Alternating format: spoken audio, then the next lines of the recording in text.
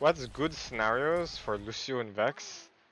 Honestly, it depends on what you're weak at. There's no like I don't like recommending like generalized things because there's a lot of things you can be weak at when it comes to Lucio aiming in terms of like spam, like knowing where to spam.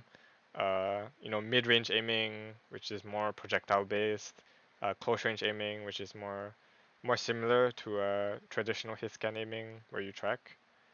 So it's hard to recommend scenarios per se, but it's more of identifying what you're weak at on Lucio and then prescribing scenarios for that specifically, or prescribing scenarios played in a certain way that can help those kinds of things, right? Yeah, because Lucio is a very diverse. Lucio is a very diverse hero when it comes to aiming. There's a lot of things to keep in mind when playing Lucio. It's not like Valorant where it's relatively done and dusted with the aiming. It's relatively simple, and there are ways to improve Valorant aiming just by giving generalizations. But in Overwatch, the combat is a lot harder to specifically target because there's so many different ranges, different weapon types, even projectile speeds. Especially for Lucio's weapon is very unique. It's a bit hard to say if there's anything. I don't even think there is even a weapon in Kovacs that is close, or if anyone has coded one in. Your GM in World War 3 targets, yeah, then I think you just need to play like games like a lot more because they get you focused on how to play the game, right? How to aim at targets with heads, how to aim at targets, how to aim at non-programmatically moving targets. So yeah, so a lot of these kinds of issues when it comes to porting Kovacs, porting aim trainers to games is adaptability.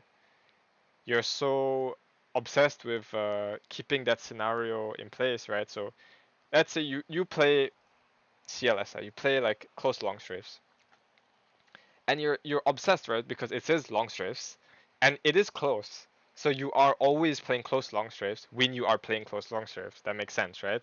The bot is always close and is always long strafing. That's how bots work. That's how Kovacs works. But in games, it's not like that, right? You have to change. You have to adapt immediately. Sometimes that guy will be close and long strafing. Sometimes you'll be far and fast strafing. Sometimes you'll be close and fast strafing. So knowing how to adapt, knowing how to shift your focus onto the target, where to focus on the target, knowing how to shift that mentality of how do I aim now, and making that natural. That is how you get good at games. That is how you kind of port that ability from aiming in FPS aim trainers to actual FPS games, and that's the difficult part, right? The easy part is training the aim. The hard part is adapting. Because training aim in Kovacs, traditionally it is very modular, right?